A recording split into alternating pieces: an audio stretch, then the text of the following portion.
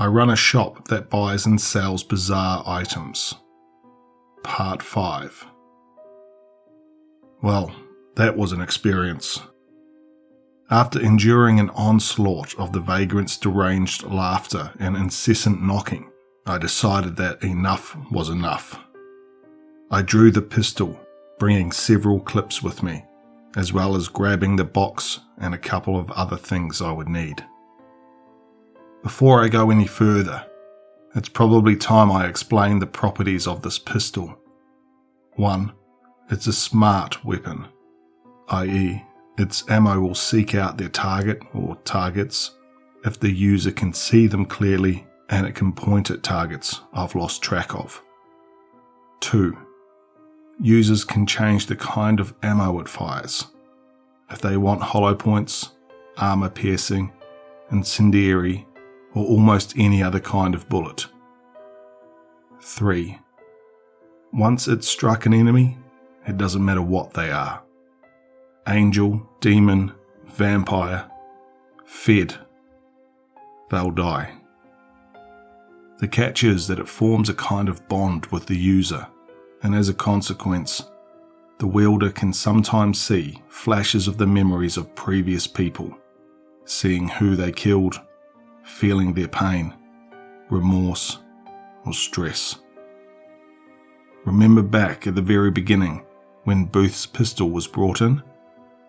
That's what I mean.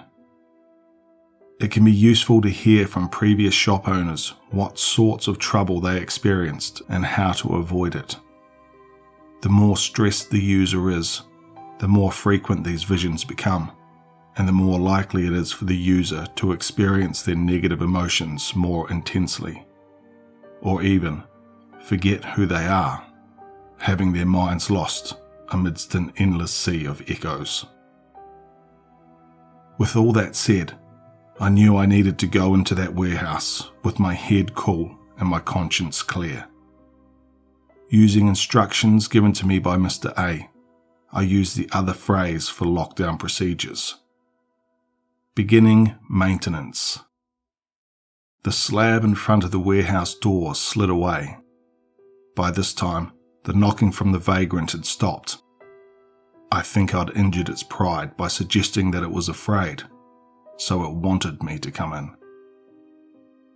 After hearing whines from Cerberus, I patted him on the middle head, assuring him that I'd be back in a few minutes. Then I opened the door and entered, aiming the gun ahead of me. The warehouse had changed. It wasn't a warehouse any longer. Now it was a strange, infinite void, similar to what I witnessed with the proprietor's world. The difference was that this place seemed to be Vantablack, except even that wouldn't be accurate, as I could see in it just fine somehow. Probably the proprietor's work to create a void for the vagrant to enter and be trapped in. And what I saw was disturbing, to say the least. People. People of many races and species, all standing still, all covered in the same black substance on the vagrant. As I took a good look at them, all of their eyes snapped open and their expressions contorted into unnatural, malicious smiles. Among them, I even saw many creatures identical to the same one I had encountered the first time. The black slime leaked from between their teeth, but there were those who seemed to have less of the slime visible. Past all of them was something that seemed darker than the atmosphere around me, except this was different. I could see it moving, pulsing, and writhing. It was a living darkness, not a mere absence of light. Suddenly, something made sense. The Primatrian had none of the slime on them until I shot them. I had never encountered the vagrant in its true form. I had only encountered its puppets.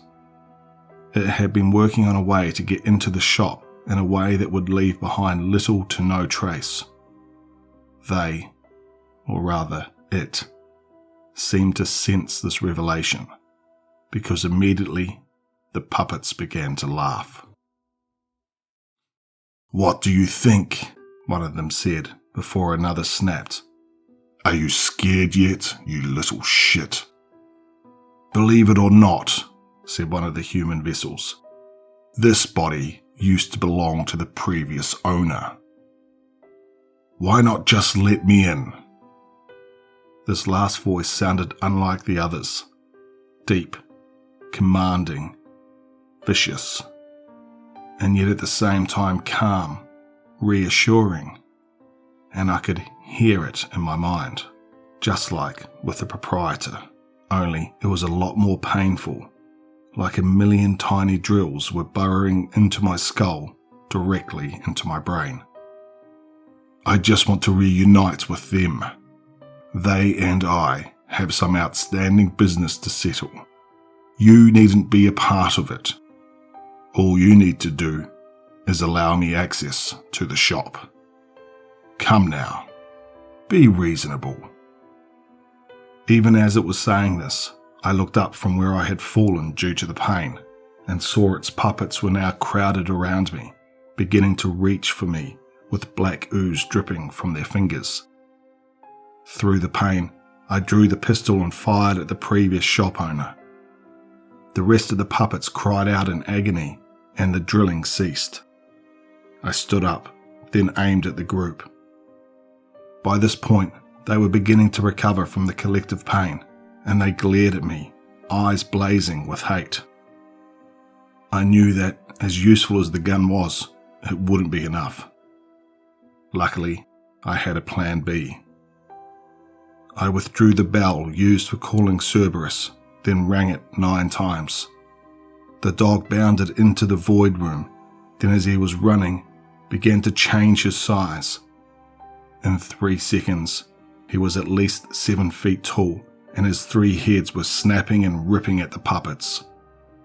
Some of them tried to attack him or infect him, but the black ooze just slid off him, causing him to turn his attention to another. As he did so, I shot several others, some bursting into flames and instantly fading away. Rather anticlimactically, the entire host of puppets was disposed of in less than a minute, and to say the Vagrant was displeased was an understatement. I could hear the abomination making strange noises like a hissing screech. It was more comprehensible in my mind yet again, where it was shrieking, "You son of a bitch! You just couldn't!" "Can you just shut the hell up?" I growled, taking out the box. The formless shadow at the end of the room shuddered. "No," it whispered, and then began frantically pleading. No, I can't. Don't put me in a form I can't control. You don't know what it's like to not exist while everything else does. Please, don't." I thought back to the Primatrian, those agonized metallic screeches. I wondered if they had begged in a similar way to leave it alone, to remove its presence from its mechanical body. I began turning the box, prompting a strange light to emit from it. The shifting and shuddering became more violent as I kept twisting. The Vagrant, realizing that I wasn't about to bargain with it, began cursing at me in many languages. Then at the end, laughing defiantly. "You think I'm the only one born of the void?" it hissed. "My brethren will know what you've done. I was kind enough to try to snuff out that machine's consciousness, along with the rest of them. The others will make sure you see what they make you do. They—" "Shut up!" I gave the last twist, then the box began moving on its own, absorbing the monstrosity's formless being as it kept laughing in defiance. When it was done, I stood in the warehouse as it reformed around me while I held the box. I then patted Cerberus on one of his heads before he shrunk. Then we re-entered the shop. I obeyed the proprietor's instructions, leaving the box with them. "Well done, good job. We, the proprietor, will keep form, prison, jar of Vagrant Vandal here. Friends close, enemies closer. That is all. Thank you. Back to work."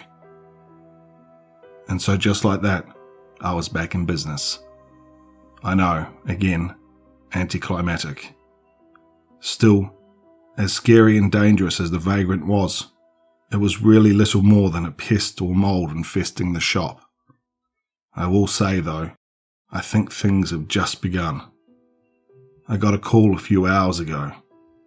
The only thing I heard on the line was a strange, inhuman voice that sounded similar to the Vagrant's. This one sounded a lot angrier, though, if that was even possible. I immediately slammed the phone on its cradle. I don't know what the near future holds in store, no pun intended, for the Emporium and me. But as long as I'm able, I'm going to keep running the place as instructed. This isn't goodbye, just a see you later. Thanks to everyone for reading my accounts.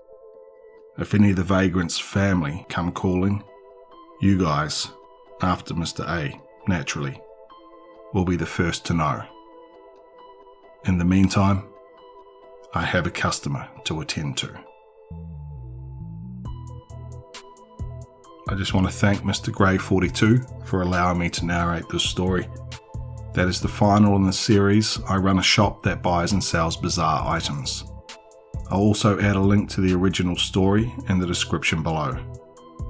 In the meantime, if you're new here, please consider subscribing, and as always, stay tuned for one more nightmare.